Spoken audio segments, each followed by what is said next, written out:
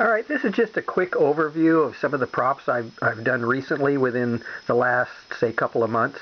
My more recent Ender 3 printer acquisition is an Ender 3 Pro. I have an Ender 3, the basics, Ender 3 version 1, and then the Ender 3 Pro. All of my printers are assembled exactly the same. There's no modifications needed to any of the printers that I have found. They all print very well. The original setup was with a single Z drive shaft. I guess it's a worm gear, worm screw. Anyway, it's the Z drive, the X, and then the Y. So basically, all of these were done, and all of my props are done on virtually unmodified Ender 3 Pro printers. The first thing I did some time ago, this was a while back, this is all printed in PLA. It has had some sanding, not a lot, it wasn't required, but this is a vial that goes up inside. I've added electronics, of course. The series Star Trek Strange New Worlds and Discovery, I think, have a hypo just like this. So again, this was printed with no modifications to the printer at all. It's just not required. And the next thing would be this. This is a printed in PLA as well, and it's a rubber band shooter. So basically, it's loaded with, I think, 4 rubber bands. But again, no modifications to any of my printers to complete this particular prop. It's printed in PLA blue, as you see. I think this comes out like that, and it has a storage for rubber bands that fit inside a little cavity right there. So it's pretty unique, and it works great. You pull the trigger 4 times, and it shoots all the rubber bands. And again, this was done on printers that have the single Z drive. The dual Z just didn't seem to come into play for me at all because it just didn't seem to be needed. Let's look at this one real quick.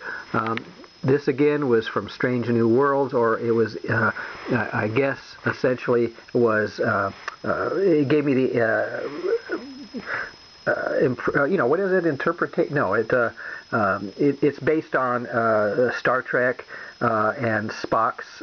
This is a jewelry box, and as you can see, these fold up like that by hand, but in order so that it can be folded up without setting it up, I made this, and this is the top, and basically when it comes in like that, so it actually raises the side walls just by themselves, and as you can see, it closes up the box very nicely.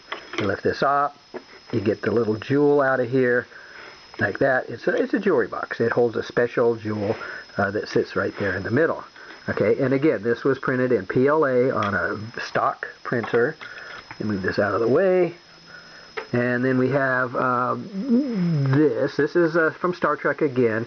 It's the little P1 phaser, and it's unique because it has a motorized lifting. This is called the Crispy, and this is the targeting lens, and we have an LED that pops out there on the end, and it has a firing button there on the back.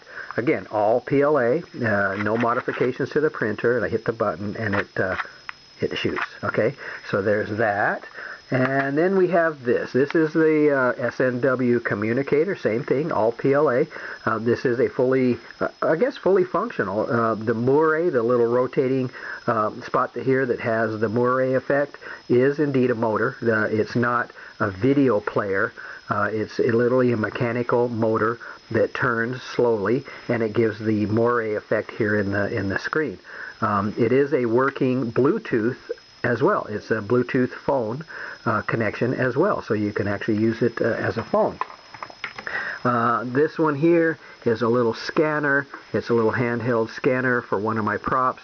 It comes in various pieces. There's actually several, 1, 2, 3, and of course this comes out here. Batteries and electronics will go inside there, and there you go. So there's the little scanner put this. And again, it's in the works. Basically, everything still has to be glued and painted. This is another scanner, and all of this again is done with a printer that is completely stock. No changes on any of the firmware or the mechanics of the printer itself. Okay, so that has sound. Little scanny lights. So we'll put that there. And we look at the next one. This one is also a scanner, but the way this charges is magnetically, this switch right here.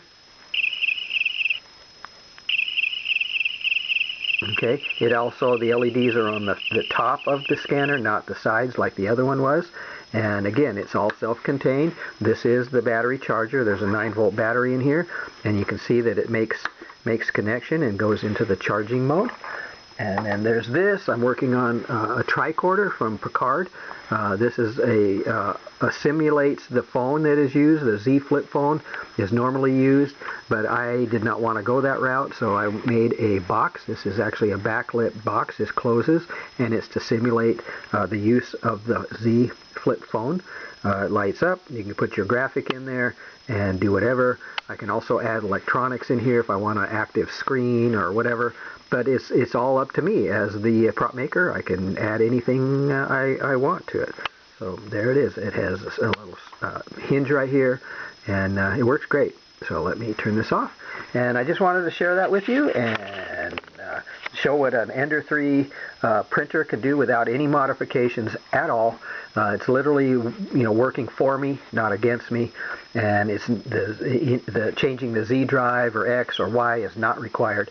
It will print just fine straight out of the box. All right, thanks for watching.